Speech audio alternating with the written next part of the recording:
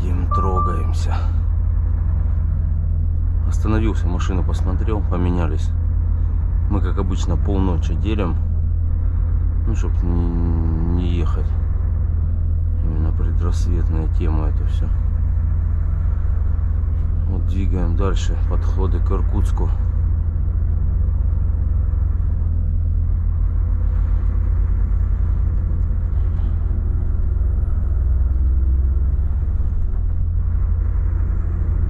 Цеки борткомпьютеры понастраивал. Вот, в общем, общий прошли мы 5080 километров от погрузки. 34,8 расход идет сейчас. А это я обнулял 3000 километров. Это как курган по равнине пошел. Ну, забыл остановить его. Хотел показать, типа, по равнине как будет. Ну, там держался он в районе 30. Сейчас стал вот до сюда 33,2 расход. А это все вместе с Москвой. А это вообще 35,3 у меня за 8700 километров. Не знаю, что это тут стоит. Уже забыл. Что-то тоже обнулял. В общем, где-то рассвет был. Сейчас только такое красное небо было. Пока камеру прикрутишь, открутишь. В общем, едем, все в порядке. На улице тут минус 23. Ну, типа, самое холодное место пока за наш рейс. Так везде тепло было. Красноярск там проходили, там даже 9 градусов было. Потом ночью там, конечно, чуть 11-12. Ну, в целом везде тепло. До Иркутска не знаю прям сколько точно, что-то в районе 400 километров. Опять живописные места, в общем. Подъезжаем, наверное, это сейчас будет. Сейчас я посмотрю по карте. Навигацию включаем. Будагово проехали. Вот Тулун скоро. Сейчас только можно притемнить и будет, наверное, вот так вот, чтобы не отсвечивало монитор. В общем, подъезжаем, получается, к Тулуну, а не к Иркутску.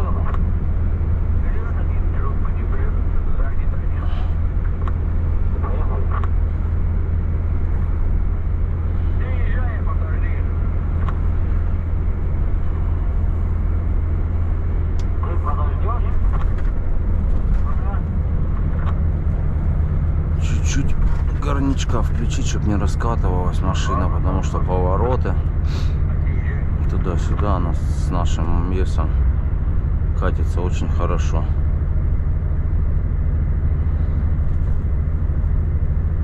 Можно отпустить уже, тут не так уж. Народ просыпается, он со стоянки выезжает. А, вот Иркутск, 410 километров осталось. Еще вон все спят. Все ряды полные.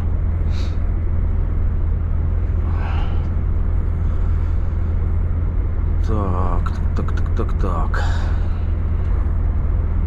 Ну идем, темп сохраняется, в принципе. Сейчас четверг. Я уже число не помню, сейчас гляну. Четверг, 27 января. Выехали мы в воскресенье в 6 вечера по Москве. Сейчас по Москве 4 утра. То есть в 6 утра будет 3,5 суток. Идем. Ну вот уже 5-100 почти есть.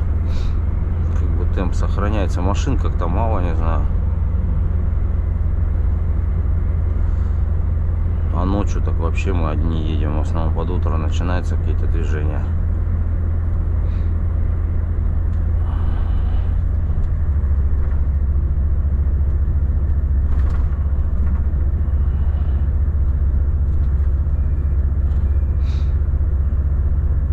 Погода шепчет. В общем, ветра нету. Прям отличная зимняя. Так, что тут по обстановке-то докладывать, даже не знаю. Ну, вчера там тоже Макса, там подписчик нас догнал, стояли с ним. Посидели, кофе попили там. Оказывается, за нами ехал просто. А потом мы остановились, он нас объехал, это типа по машине вычислил. А мы ему еще говорим, да давай, там мы груженные, типа на подъем, ходи, если хочешь. По рации с ним еще до этого разговаривали, оказалось, он с Тюмени.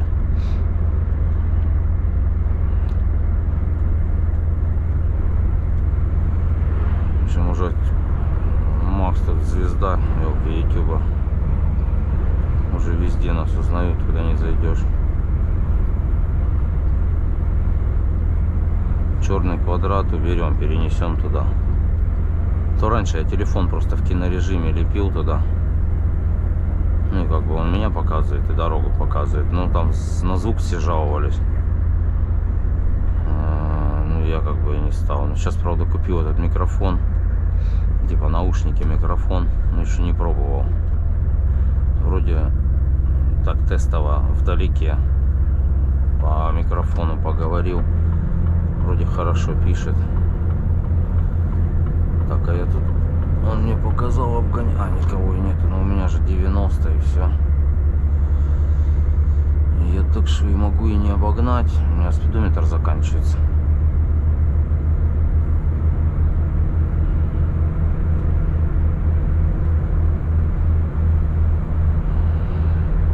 У меня вот 90 и все, я перестал ехать. Придерживать будет, наверное. Да, спасибо, коллега. Тут у меня просто ограничитель 90. Разогнался и дальше все. Да, взаимно, удачи. Это он просто выехал со стоянки, наверное, не кочегарит, пока разогревается, потому что Америка запросто сотку идет. Он, ну, Volvo американская, если капотная, а новая, у нее ограничитель стоит 75 миль. Это на наши где-то 120. Ну, типа так, завод ограничил. У нас тут 90 у меня. А вот тут даже написано наклеечка у меня. Speed limit 90 км в час - 56 миль в час. А у них 75.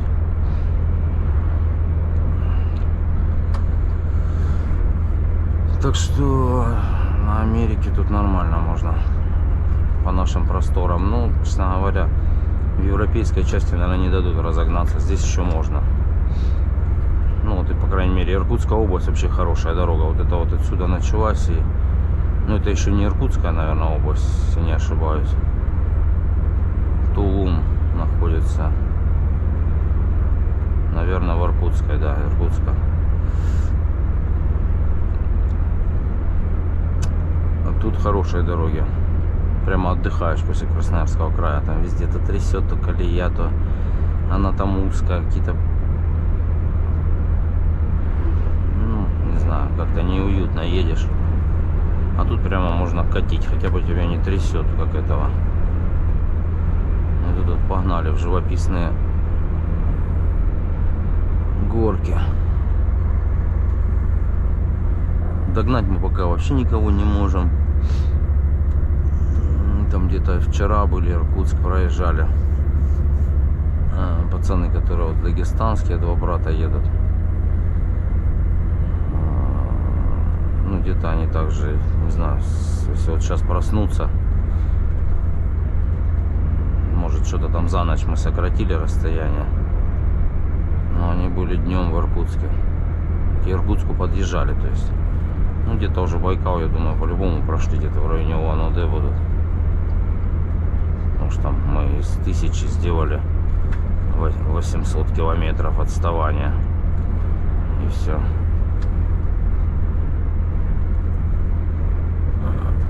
Тут извилистые дорожки.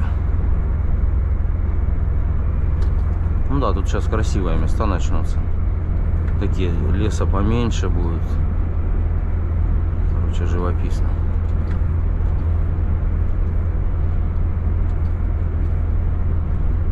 Едем, поставил 90 на круизе, а то меня Америка пропустила, а я пока стартовал, нагнал его, а я-то ехал 82. Ну, сейчас он раскочегарится. Если упрется в меня, я сброшу, пропущу его в ответ. Такая тактика у нас. Мы стараемся как бы... Если перед нами простор, 80 поставил, едешь долго, никого не догоняешь. Как бы в среднем скорость поддерживается, все. А так, если будешь 90 ехать, ну там нет, упираешься в кого-то, начинаются эти маневры непонятные. У нас, видите, как дороги узенькие. В основной массе ты подъезжаешь где-нибудь там к областным центрам, там какие-то 50-60 километров до города, четырехполоски начинаются, и дальше опять все на нет сходит. Чем дальше от вот эта граница, Иркутская область, Красноярский край, там самая, наверное, ушатайка. А раньше как-то там вообще были плиты, там провалы, там пока вот дорожку новую, там участок не сделали. Наверное, вот в том числе и здесь, может быть. Я как-то в 2007 мы машину гнали в Миасе, брали новую Ивеку. Ну, Ивека Тракер, которая в Миасе собирается. Называется. Тогда была Ивека Уралас, как-то так называлась. Тогда еще дороги тут не было, ее строили, там частями на нее заезжаешь, съезжаешь, тут тоже. А вот это Чита-Хабаровск вообще ехали, там в основном было скальник, насыпь, мостов не было, везде вот так вот над речках спускались, там такие спуски, подъемчики на трассу выезжать. А где вот выемки там есть большие, там был объезд через верх, там вообще такая тропа. Ну, при строительстве. А они, в принципе, пока строили, уже там все ездили потихонечку.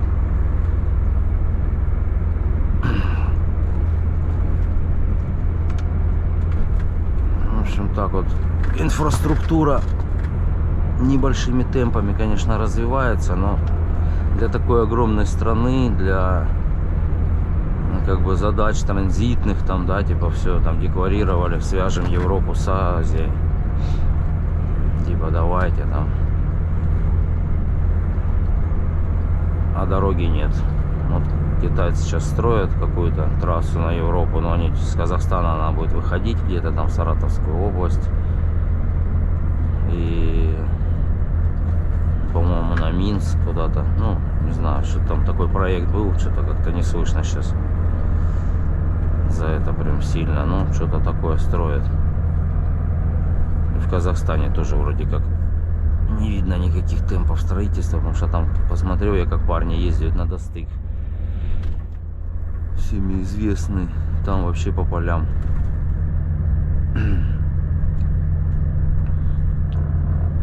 Бывшая дружба. Сейчас.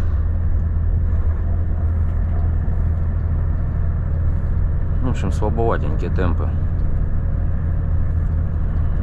Для вот этой дороги, которая единственная, вот так две полосочки, это, конечно, недостаточно.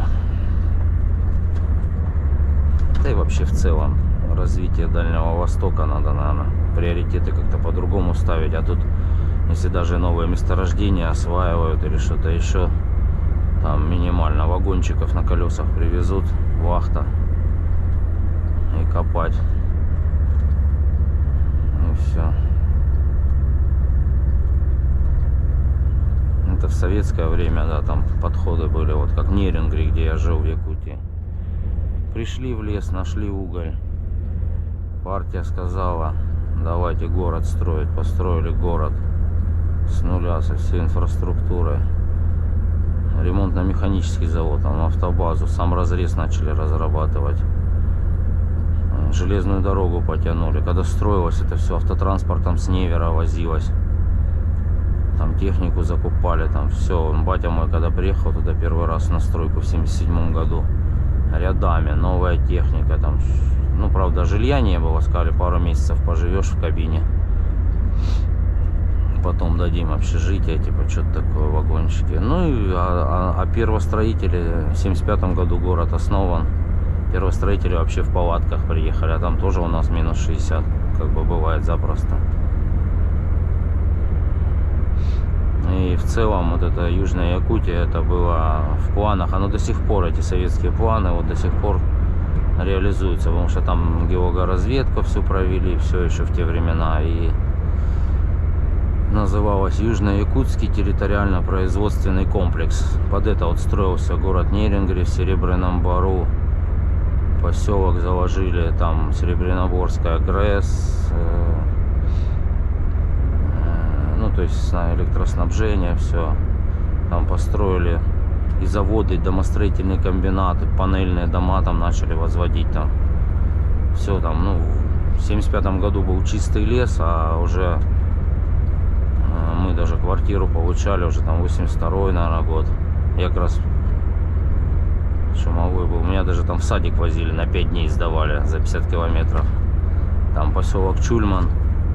Он как бы с 50-х годов существовал. Но он где-то там 45 километров, где-то так. А это нашли, получается, разрез Нерюнгринский. Там был пласт мощный, и геологоразведка там до 30 метров пласты открытым способом.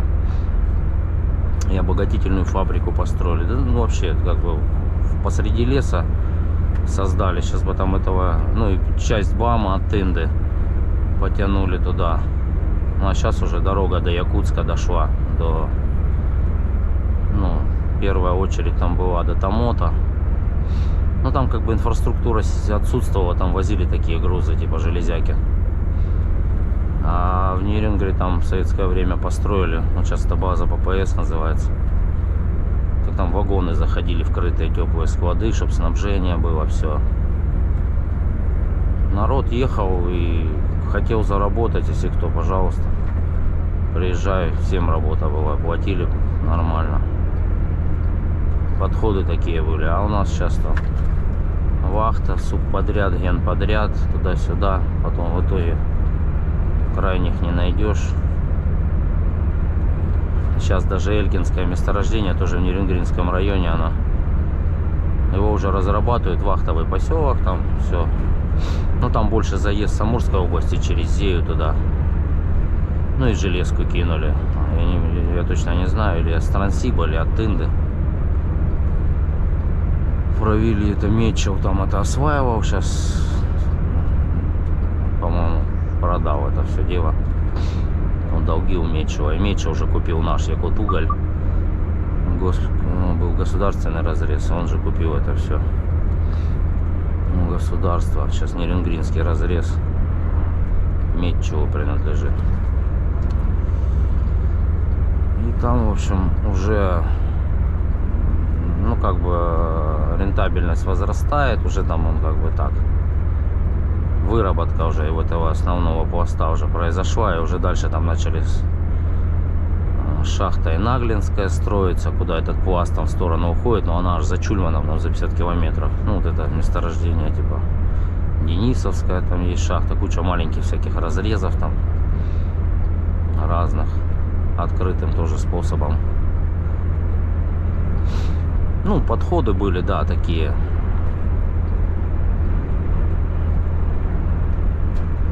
Ну, я думаю, правильная. Инфраструктура развивалась, и все. И люди были вокруг, куча счастливых людей. Ну что, при деле, без всяких этих обманов, кидняков, как-то, не знаю.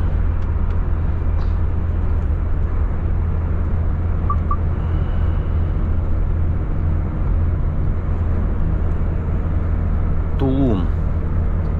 Ну, сейчас Тулун засниму вам. А то будет... опять у меня что-то GoPro пишет. Коснитесь любой, коснулся. Пишет. Как эти камеры, честно говоря, не знаю. Ну, пожалуйста. Тулун нас встречает рамкой Платон.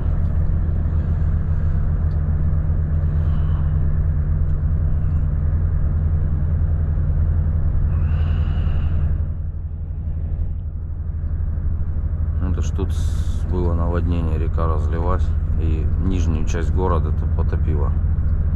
И как бы часть там типа на одном берегу высоком, а наверное вот эта сторона на низком берегу.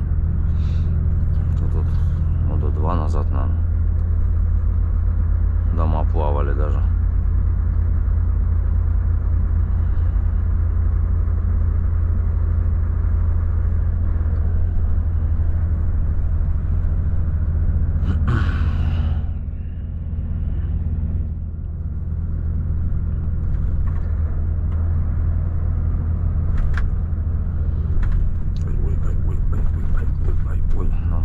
объезд. А вот туда, если прямо, по-моему, поехать, тоже как бы можно выехать, наверное, даже. Ну, там через центр, наверное, дорога пойдет.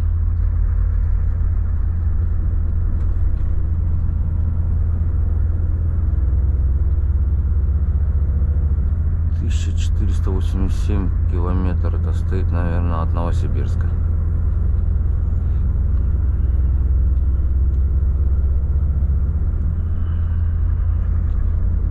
Ну, вот так вот все тут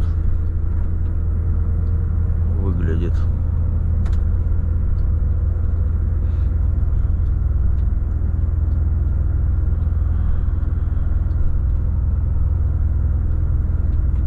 В общем, работаем, едем.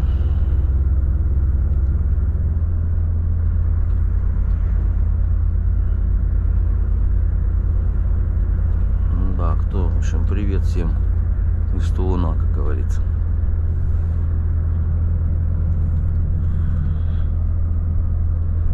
Ну да, как-то особо новых зданий, ничего такого не видно.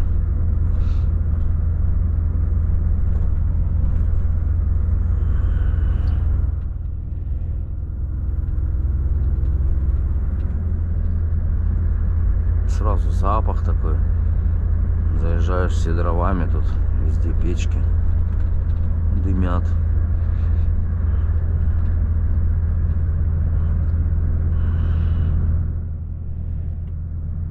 А, кстати, тут где-то, да, начинается газопровод. Рядышком Сива Сибири. Не помню, может, могу ошибаться. Он так уходит в восточные... Ой, то есть севернее Байкала идет. У нас там проходит.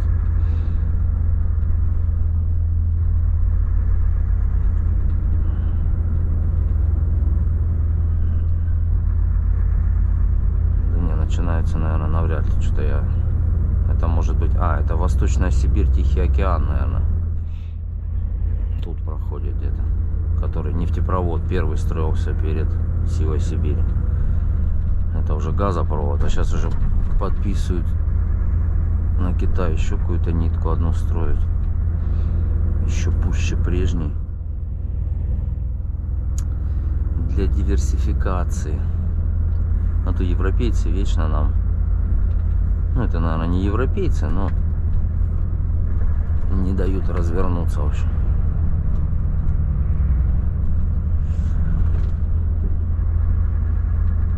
А тут как бы в приоритетах не стоит газифицировать Дальний Восток для своих. У нас в приоритете геополитический движняк вообще.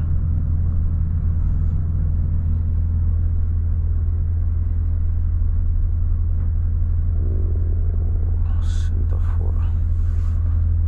Ну да, тут все номера вот 138-е, значит, это точно Иркутская область. Ну да, граница там где-то. Ночью проехал на Ромакс, я еще спал. Мы поменялись. Ну, где у Петра, там, как кто знает, там у Петра стоянки такие две большие, Роснефть. Там посреди леса, не знаю даже, что там за населенный пункт рядом.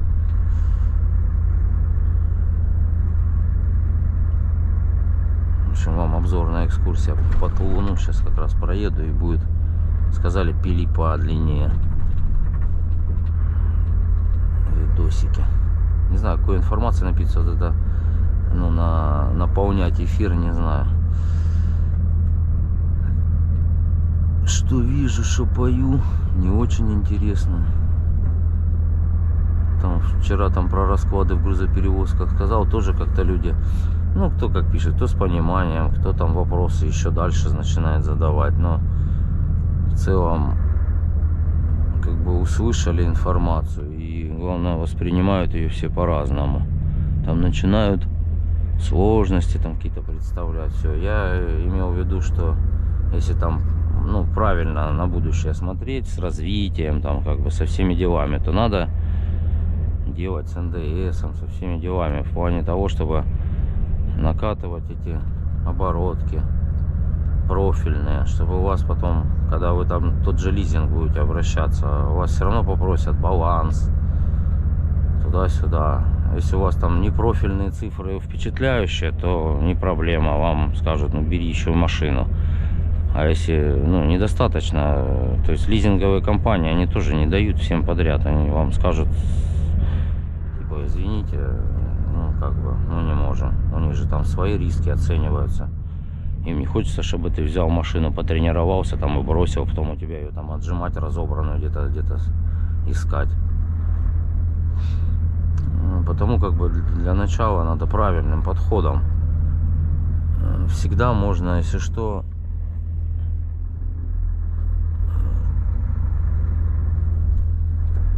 если НДС там, бухгалтер ваш там не потянет, что-нибудь накосячит там, в аренду просто отдать на ИПшника эту машину самому себе. И все.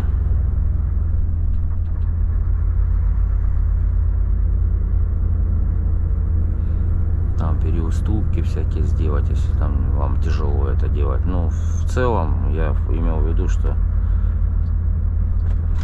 потихоньку, полегоньку, профильные обороты, потом вторую машину, третью, опять у вас обороты растут, а потом за вами эти лизинговые компании вас наоборот забодают.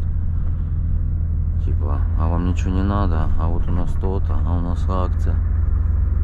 Потому что для них тоже найти клиентов, которые будут четко выполнять условия договора с перспективой там того, что ты будешь расти с их помощью. Им тоже это очень интересно. А о себе могу сказать, что мы не пользовались лизингом, так как взвесили все за и против. И на начальном этапе такие есть факторы, что, ну, например, кто-то с вами хочет заключиться, там у них обязательно условия в собственности, чтобы была техника. А как бы не все лизинговые компании там готовы сделать вас балансодержателем сразу. Можно в лизинг взять и быть балансодержателем, да, а можно как бы ездить, на их конторе машина. Когда на их конторе машина, например, вы с какой, ну, опять же, это на перспективу. Мне сейчас это не важно, да, я там больше катаюсь для того, чтобы там на всех концах познакомиться с грузовладельцами, там какие-то наработать, ну, намеки. Туда съездил, попробовал, выгрузился, пообщался там, что да как. Будет у кого-то заинтересованность, дальше продолжится сотрудничество. Нет, там нет, ну, лишний раз там позвонил, что-то спросил уже. А не то, что звонишь там и не видел, и не слышал. Тут весь процесс изнутри, и для общего понимания полезно. И, в общем, не знаю, надеюсь, понятно, для чего это делается. При том, что мне в основном деятельности, мое присутствие, как бы, что я есть, что меня нету. Поэтому я вот тут катаюсь. На 2 года отпросился из дома. И все. Вентилируем ситуацию, как говорится. И будем смотреть, отслеживать тенденции. Улучшается эта ситуация, не ухудшается. Понимаете? Ну, ты когда внутри процесса, это все понятно. А не то, что там сидишь в офисе.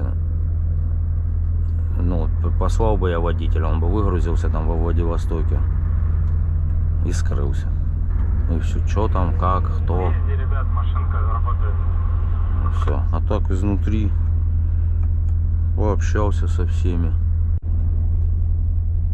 Камера рубанулась, оказывается. Как бы договорить, чтобы, да. В общем, общаешься изнутри и все, и смотришь, куда все это движется. Бухгалтерия цифры шлет, сидишь, анализируешь. Но мне не особо некогда как бы смотреть, я понимаю, я в целом там 3 месяца отработал, цифры посмотрел. Сейчас беру новый период 3 месяца, сравню эти 3 месяца следующие с теми 3 месяцами. Посмотрю, ага, там цена километров в круг увеличивается, там расходную часть подбил, там какие-то затраты. Ну, у меня сейчас по-любому-то периоду будет лучше, потому что... Так, опять включение. Камера все-таки, не знаю, слов нету. Короче, уже и мысли потерял, и все. Что подытожить? Тулун, в общем, проезжаем. Только разговоришься, тут то батарейка сядет, то еще что-нибудь перегреется.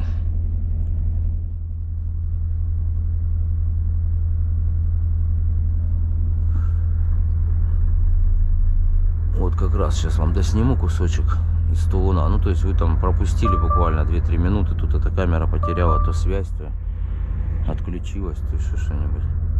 В целом я за то, чтобы если уж заниматься чем-то, то более системно надо подходить, в общем, к тому же транспорту. И все.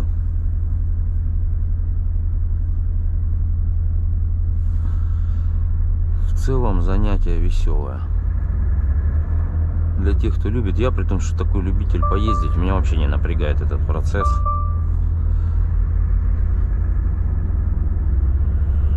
Могу 36 часов рулить, как бы, и это не париться, но я так не делаю.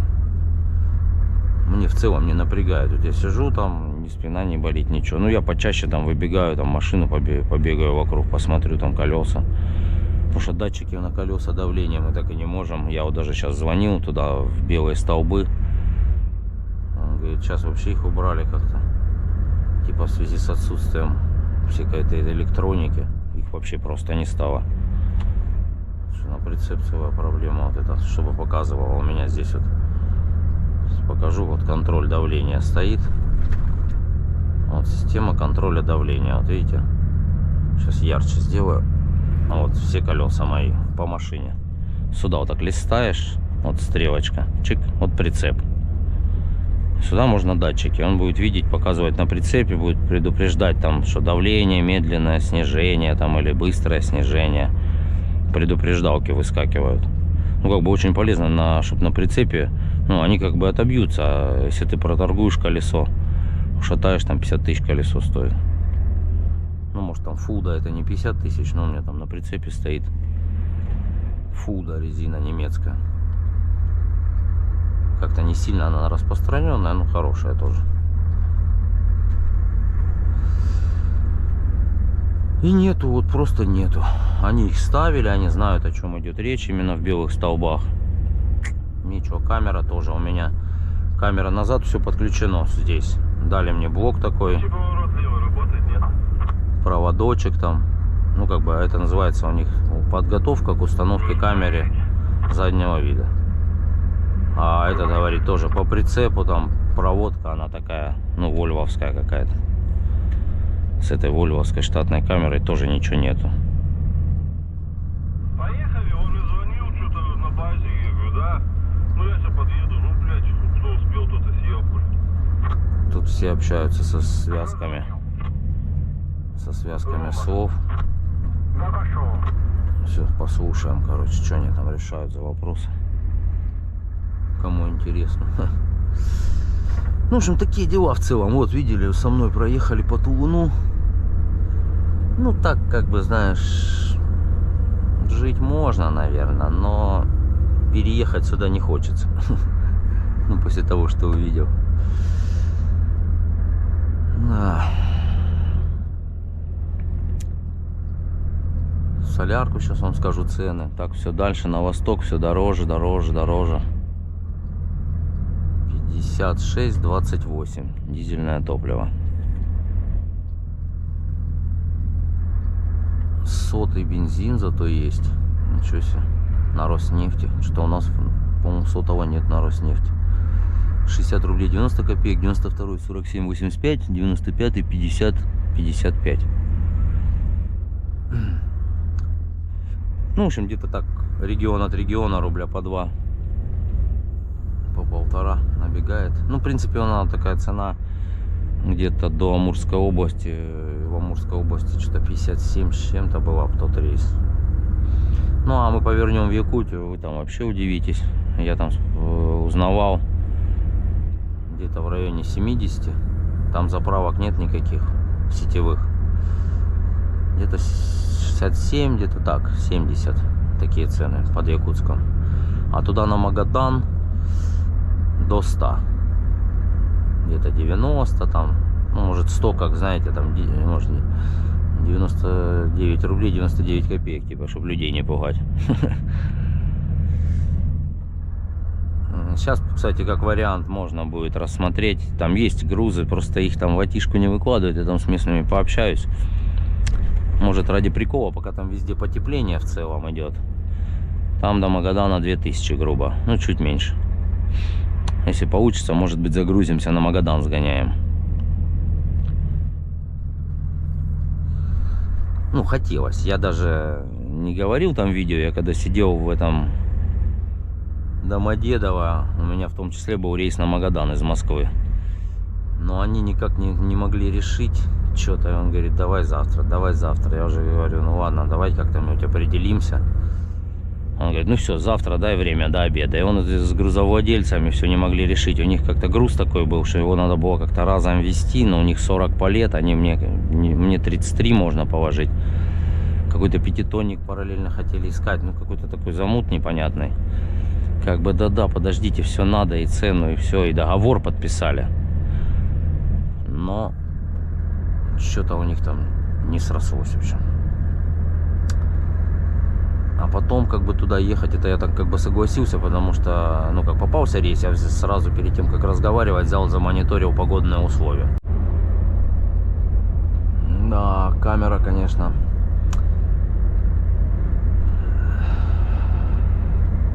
Все, Тулун проехали, в общем. С камерой с этой не попишешь.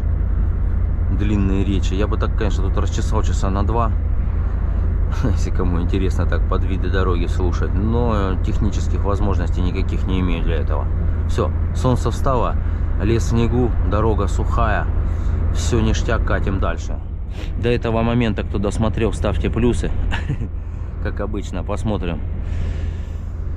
Все, давайте, удачи, может там уже будем снимать уже, если получится, засветло, Байкал, Култук, все остальные дела.